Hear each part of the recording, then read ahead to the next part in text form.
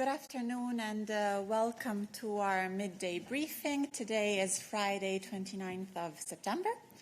Today we have quite a few announcements that we want to share with you. Pour commencer avec l'agenda de la présidente von der Leyen pour la semaine prochaine.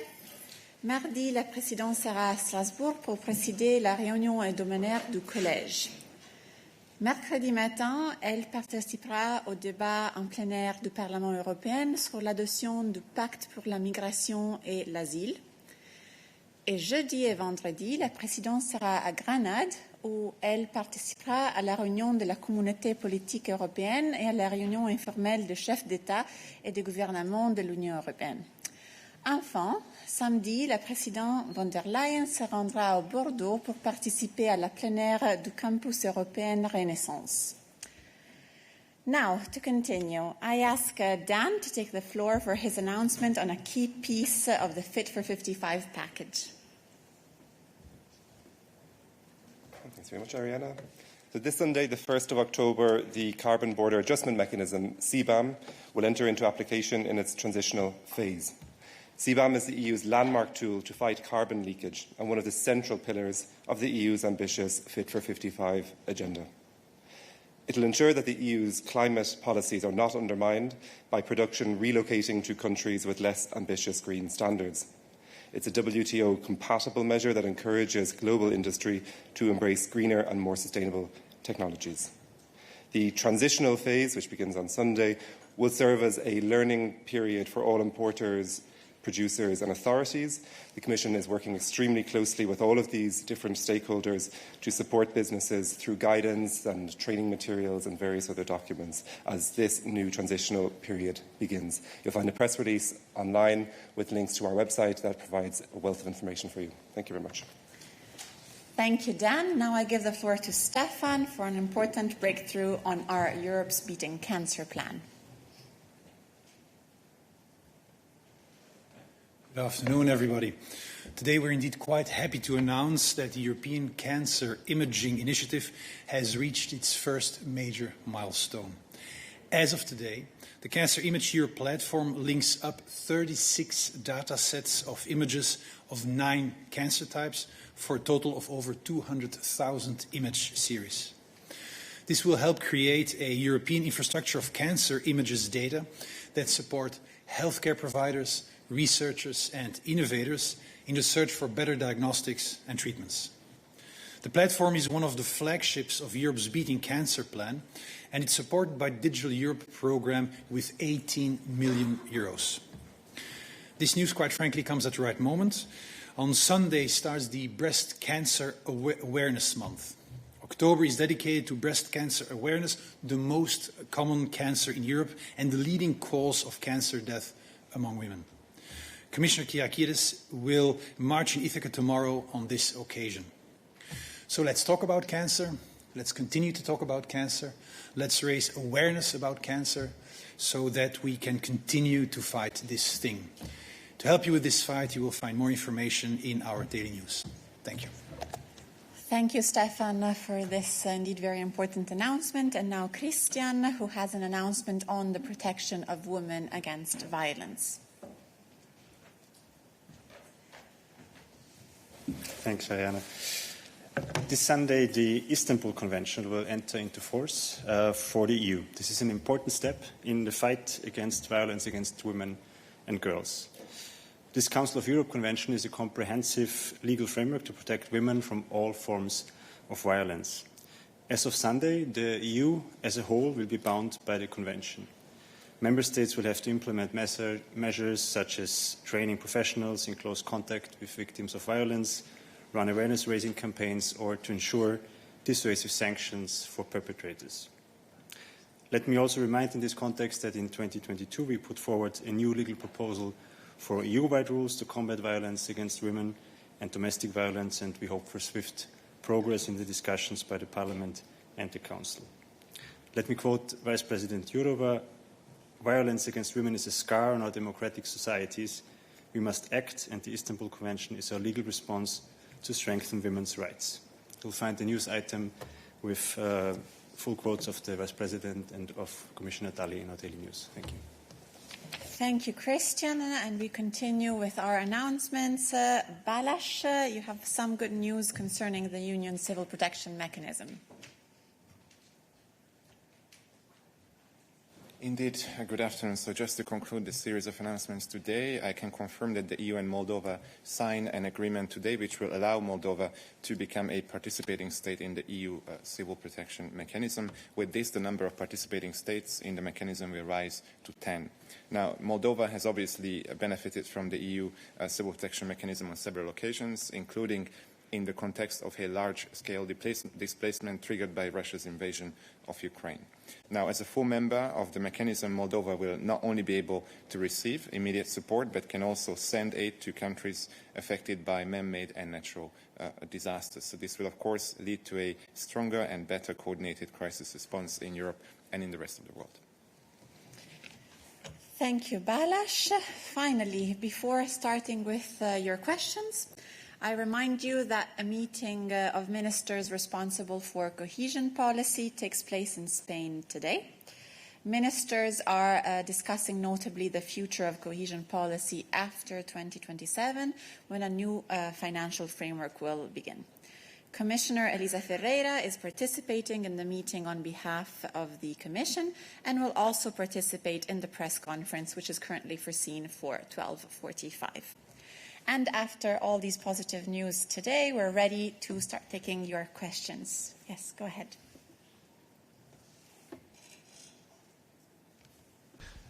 Thank you. Bogdan Isopescu, Radio Romania. It's on transport, and it's related somehow with the solidarity lanes. Romania is trying, for years, to deepen the sailing line on Danube, especially on the border with Bulgaria. But Bulgaria always blocked these operations. Now the Commission proposed this call of 7 billion euros for this kind of projects. Is the Commission aware of this blockage? Are the Romanian authorities ask the Commission to intervene in this case? Thank you. Thank you for the question. Let's see if Adalbert can already provide us with a reply. Hi, thank you very much. We're going to have to look into this bilaterally with you. I am not aware of a specific discussion that I can refer to. In any case, the Commission would not normally comment on any discussions that can take place in between our member states. We cooperate with all of them equally in the development of our transport policy. Thank you, Adalbert. Are there other questions on this topic specifically? I see a couple of hand raised in the chat. I'm not sure it's on this. Vitali, is it on this matter?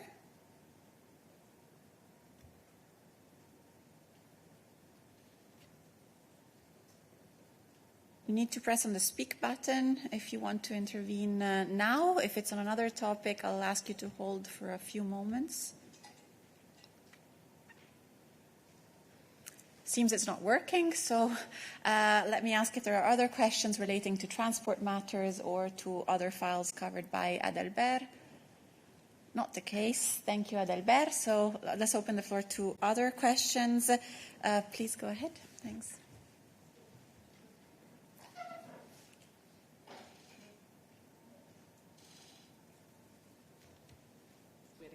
Okay. So I have a question on the Istanbul Convention. I'm not sure if I'm fully up to date, but I think that there are still a number of EU member states that have not signed it. I don't know whether that's to do with a position of opposed to it or just their parliamentary procedures. But I was wondering if you could give us an update on which EU member states haven't signed it and what are the implications given that the EU as a whole signed it. I'm not quite sure how that's going to work. So if you could help me understand that, that would be great. Thanks. Thank you. Christian is joining me. Indeed, as he said, from Sunday, the whole of the EU will be bound by the convention, and there are a number of measures that member states will have to implement. Exactly. Thanks for the question, Catherine. So,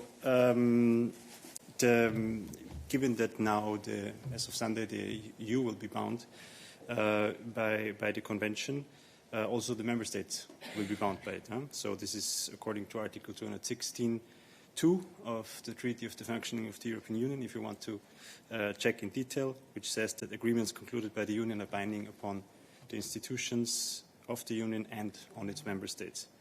The binding force applies when the member state acts within the scope of application of EU law. So this is the legal situation that will apply to the Istanbul Convention as of Sunday. Let me check on, as you asked, I mean, the vast majority of member states have ratified it. The latest information I have is that 21 member states have ratified it, also nationally. And this is where we stand. You have a follow-up? Go ahead. So can I just ask, are you in contact with those states? So I see it's Bulgaria, Lithuania, Latvia, the Czech Republic, Hungary and Slovakia. Have you had contact with them about why there's a delay, and are you doing anything to, I don't know, to ensure that they do ratify it? Because it seems, well, I mean, yeah, it's great that it's at a new EU level and it will apply, but if the countries themselves haven't signed up to it, how likely is it that they will be very good at enforcing its provisions? Thanks. Again, all member states have actually signed it, so this is now a question of a ratification process.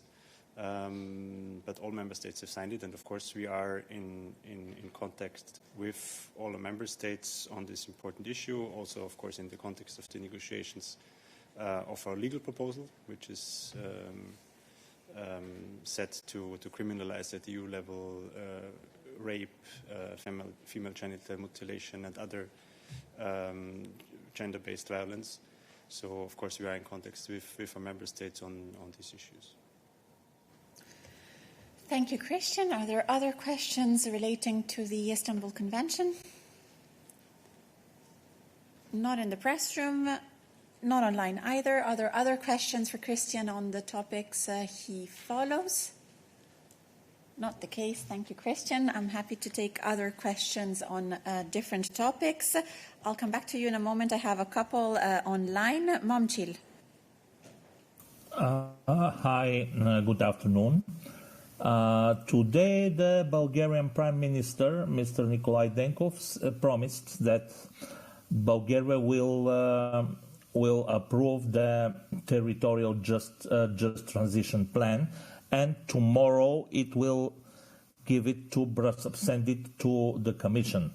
So, but there is still pressure this to be postponed due to various reasons. So, what will follow if Bulgaria does not hand to Brussels the territorial just transition plan tomorrow, as tomorrow is the last possible day?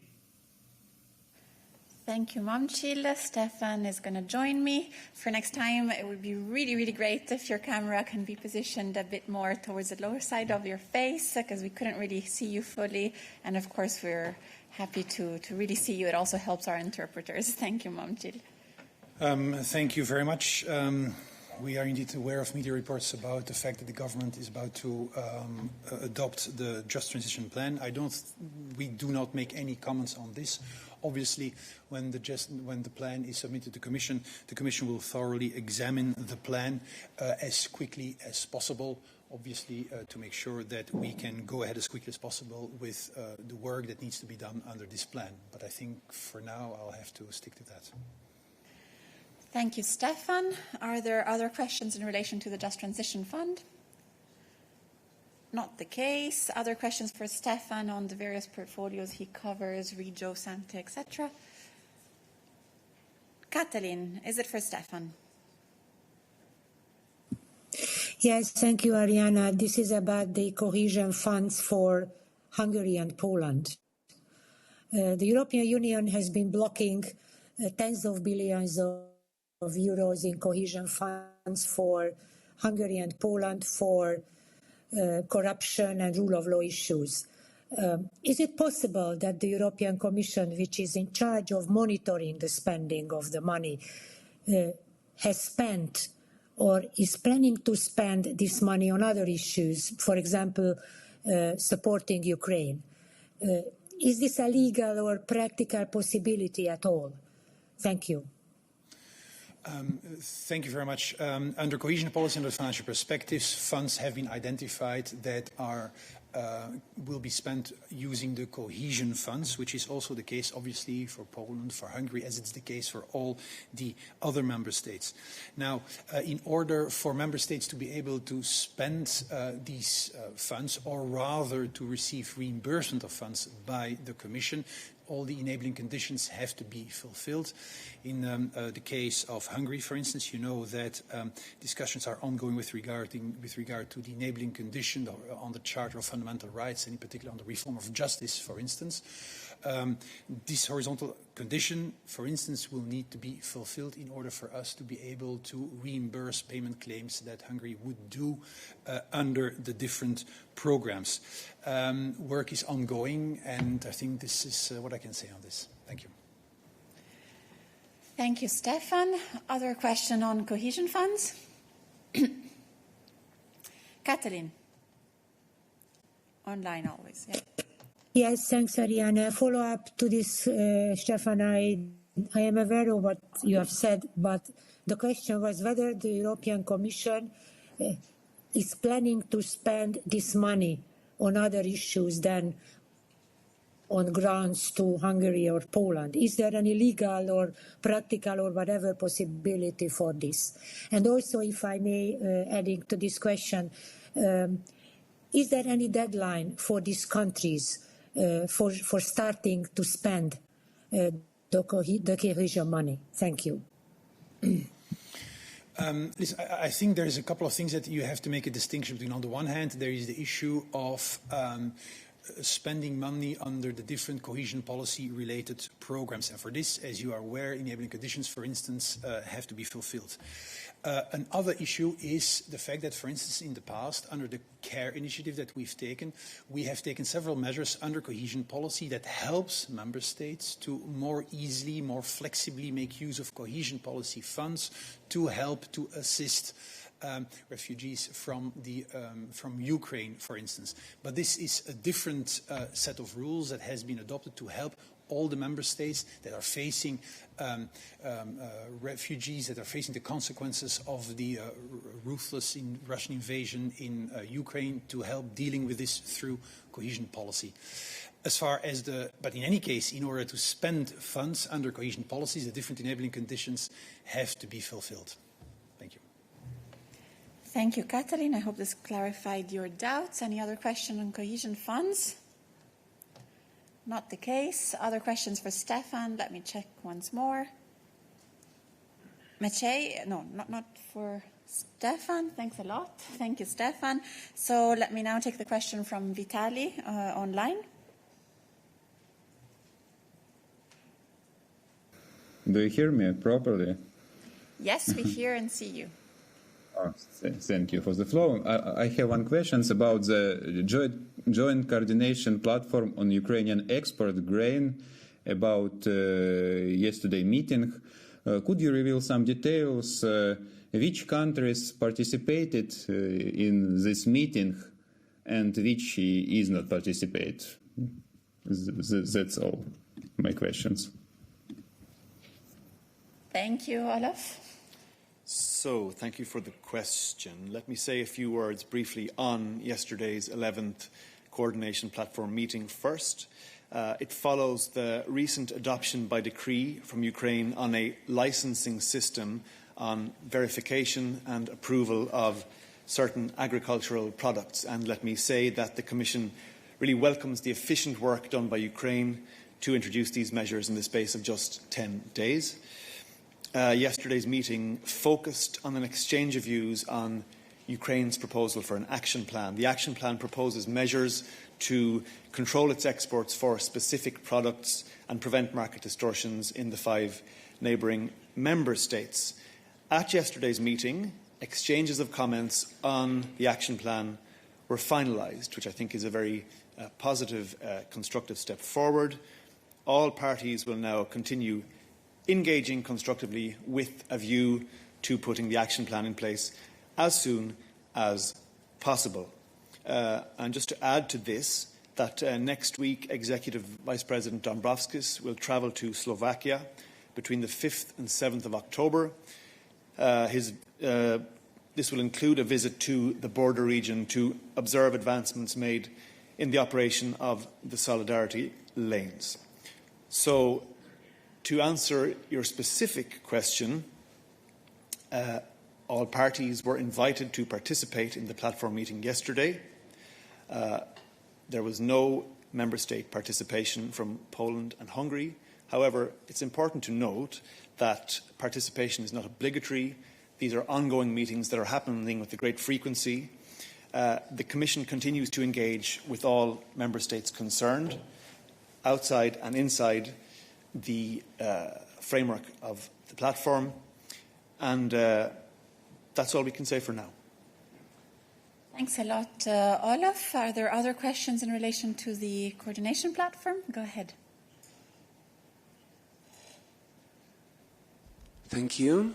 Could you give us more details about these measures brought by Ukraine for not interfering with the markets in those 5 countries?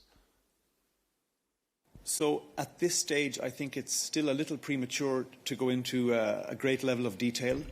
The salient point to bear in mind here is that this needs to happen fast.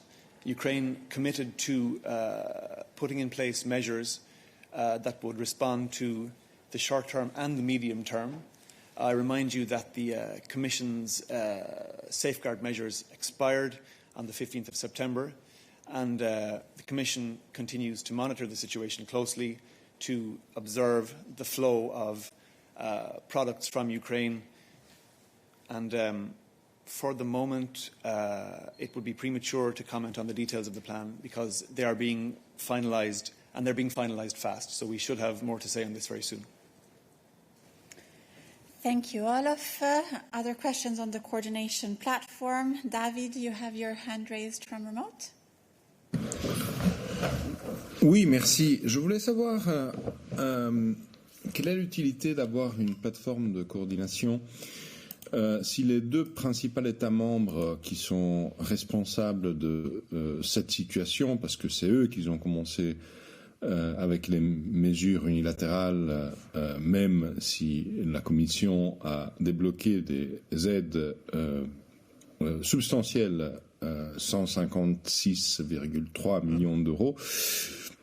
Quel sens a cet exercice si la Pologne et l'Hongrie boycottent la plateforme? Merci. David, si je peux, après Olaf, clairement, si tu veux ajouter quelque chose, je voudrais seulement rappeler que c'est la 11e réunion de la plateforme. Ça a commencé, je pense, dans l'été, début moitié d'août, donc c'est... Bon, ok, donc dans mai. On a eu plusieurs réunions, tous les États membres avaient participé à les autres réunions. Comme Olaf a dit, la participation n'est pas obligatoire. Cette fois-là, il y a 2 États membres qui n'ont pas participé, mais la plateforme, clairement, a ramené des résultats très positifs jusqu'à aujourd'hui. On continue avec convention le travail de la plateforme. Olaf, tu veux ajouter quelque chose? C'est bien ça, Arianna. Merci pour votre question, David. C'est que dans toutes les réunions de la plateforme, on a vu des résultats concrets. Même hier, comme je viens de dire, il y a eu un échange riche sur la plan d'action présenté par l'Ukraine. Donc, la plateforme continue de livrer des résultats dans une manière constructive et positive. Tous les partis sont invités de participer. La prochaine réunion va avoir lieu bientôt. Je ne connais pas la date en ce moment-là. Mais il faut ajouter que la plateforme n'est pas la seule contact entre la Commission, les États membres et l'Ukraine. Des contacts continuent de façon bilatérale et c'est dans le cadre de la plateforme où on essaie de réunir tous les aspects différents et livrer des résultats. C'est tout ce que je peux dire en ce moment-là. David, to follow up. Yes, thank you. I will switch to English and apologize if it's not like my French. But the fact is that we have two countries that are violating the EU rules, and they are boycotting your platform. In the moment that they are violating the EU rules on trade, they are receiving money, taxpayer money, for what they did at the beginning of all of this. So 100 million was promised by President von der Leyen when they introduced unilateral measures. I will not remake the history here. You know the history better than me, I guess. So basically, you are awarding countries or government, to be correct, that are playing the moral hazard inside the European Union. You said that you have bilateral contact with the governments concerned, so I guess Poland and Hungary. I'm wondering if in your bilateral contact you ever mentioned the possibility to open an infringement procedure for what they have done against the interest of the European Union and Ukraine. Thank you. Thank you for the question, Davide, and thank you for the historical recap. What I can say at this point is that contact continues at multiple levels. I'm not going to go into detail about what is or is not being said in bilateral engagement or indeed at the platform, which is a closed technical format. What I can say, and I can only repeat, is that at each stage of the platform meeting, there has been sufficient constructive engagement from all parties to continue delivering results. This includes the two main goals of the platform, which is to ensure the correct movement of products from Ukraine and the continuing development of the solidarity lanes. And on this latter point, I think it is worth repeating some of the figures that were given by Commissioner Vălean on Tuesday, which is that when the solidarity lanes were launched, 2 million tonnes of Ukraine's exports of grain, oilseeds and related products were transported with this mechanism. In August, that figure is 4 million tonnes. So the process continues, dialogue continues, results continue to be delivered. Thank you, Olaf. Other questions for Olaf on the matters he covers? Not the case. Thanks a lot. I open the floor to questions on other topics. Maciej, online. Thank you. I'd like to ask about the visa scandal in Poland, so-called, and about the letter from Polish government. Have you received a second response to your questions on visa scandal? And to clarify, please tell me if Commission sent a second letter to Poland to point out what was missing in the first response from the Polish Deputy Minister. Thank you. Thank you, Maciej. Indeed, we confirmed that the Commission has sent a second letter to the Polish authorities. It was on the 26th of September. It was actually this Tuesday, to ask for detailed questions to all questions listed in Commissioner Johansson's initial letter. So the answers that the Commissioner that we're expecting should be provided by the 3rd of October. Thank you, Anita. Are there questions on this matter? Not the case. Any other question for Anita on the topics she follows? Yes, go ahead.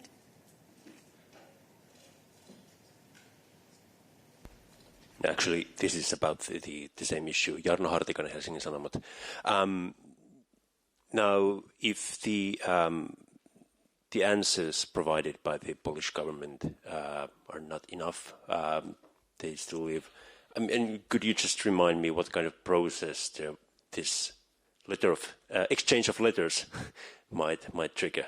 I mean, if the answers provided by the Polish government don't make you happy. Thanks. Thank you. Let me remind a bit the context that we have seen in the media regarding the allegations of fraud and corruption in the issuance of visa as a follow-up of these allegations that are very concerning. The Commissioner has sent a letter to the Polish authorities. We are aware that the Polish authorities are investigating.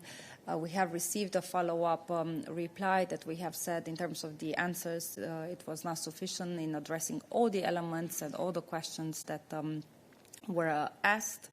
And this is where we are in this dialogue where we have requested further clarification, and we will not further speculate on any follow-ups at this stage. Thank you, Anita. Other questions for her? Not the case. Thanks a lot again. Other questions for us today? Yes, go ahead here at my... for Anita, sorry. Then stay. Thank you for the floor. Gianluca Martucci, Totally Production, Italian Multimedia News Agency. Given that was one of the topics discussed yesterday in the EU Home Affairs Council, does the Commission considers the activity on NGOs in search and rescue operations a pull factor? And second question is, can you provide us with a history of the funding of the European Commission for the NGOs in the search and rescue operation, if there is any? Thank you very much. Thank you. We have covered this question and the situation quite several times. We have always said that the situation as such remains very complex, and there is a need to ensure cooperation between all key actors in search and rescue. And also, let me remind again, the Commission has very often also reiterated the imperative that the rescue and ensurance that life and safety at sea is happening, and it is a clear and legal obligation of all actors. This is all that we can say. And if your second part of the question on the financing refers to the current debate now in some of the member states, we will not comment on this. It is not for us to do so. Thank you, Anita. Other questions on migration? David, is it for Anita?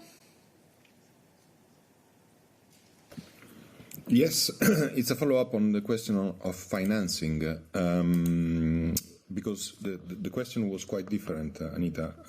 Is the Commission financing any NGOs, any program by NGOs that are doing search and rescue activity? Thank you. Thank you, David. Not that I'm aware of from our side, and we're also not in the position, as I said before, to comment on the member states and the issue of financing by them on NGOs. Thanks, Anita. Tommaso, you also have a question from remote? Yes, good afternoon. Can you hear me? Yes, hi. Yes, hi. Thank you for the floor. I apologize for insisting on NGOs, but there are official documents from Frontex which are publicly available, which state that the permanence of NGO offshore Libya is a pull factor. I understand that the Commission doesn't want to be involved in political sensitive issues, especially now. But I mean, there's an agency, an EU agency, which says officially that NGOs are a pull factor there in documents which are publicly available. So, does the Commission agree with the definition of Frontex or not? Many thanks. Thank you, Thomas. So I will not comment on any comments or studies. This is not what we will do. I think our position is very clear in terms of the need to save lives, but also the need to ensure a coordinated approach to search and rescue between all actors. This also involves the NGOs that are operating there. So again, it is important that NGOs ensure that all their activities is also done with the authorities. So this is why it is important that we have all relevant actors around the table, and there is a clear coordination in this respect, precisely with the goal to save lives. Thank you, Anita. I see no other hands raised on this topic. Thanks a lot. Are there other questions for us today? David? Yes, thank you.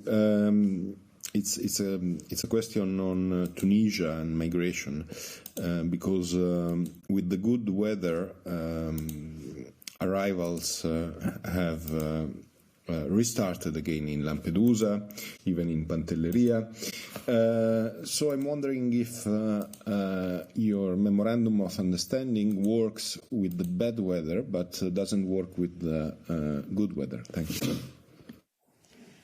Thank you, David. Let's see if Anna has anything to reply on this, but I think it's clear that we're working on the implementation of the MOU. It's 5 important pillars. It was signed just more than a month ago, I believe, and work continues and is ongoing on its implementation. Absolutely. Obviously, work continues on the MOU. We are also preparing the upcoming mission, and I mean, cooperation with partners, works independently of the weather conditions. It is clear that typically when there's better weather conditions, then of course, it's easier for smugglers to put people on boats, but this does not, affect the ongoing work with partners. Thank you, Anna. David, you have a follow-up. Yes. Have you found a date for the mission? Have you found an agreement with the Tunisian authorities on the date of the mission? And if I can come back to the question that I've put 3 times a couple of days ago, did you receive an explanation why the mission was postponed? Thank you. Many thanks for the question, Davide. I mean, as we've said, the EU offered to send this week a delegation of Commission officials to continue discussions on the implementation of the MOU, and we are currently looking with the Tunisian authorities the best timing for both.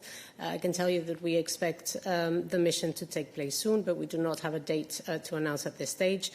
Maybe just also to let you know that on the 21st of September, so on Tuesday, Commissioner Rahe and the Tunisian Foreign Minister, Mr. Amar, had a phone call where they reaffirmed, the joint commitment of the EU and Tunisia for the implementation of the MOU, and they agreed on the need for more time to prepare well the upcoming mission. Thank you, Anna. Other questions on the MOU with Tunisia? Does not seem to be the case. Any other question for Anna on the files she covers? Not the case either. Thank you, Anna. Other questions for us today on other matters? Not the case. No, it was not a hand raise. Apologies. terrified of missing any hand raised today. So before we close this midday press briefing, I would like to let you know that as of next week, we will start renovation works to modernize the VIP corner of the Berlaymont. The renovation is expected to last a few months, and we should hopefully be ready to reopen the space by summer next year. During this period, our press points and other short press moments will take place in alternative locations. Of course, we will let you know in due course where exactly, but we wanted to let you know at least you have an idea of what is going on, since you will see works starting as of Monday. With this, thanks a lot for having participated. Thank you to the interpreters, colleagues, and everyone that worked to make it possible. I wish you a very, very nice weekend, and I'll see you on Monday. Bye.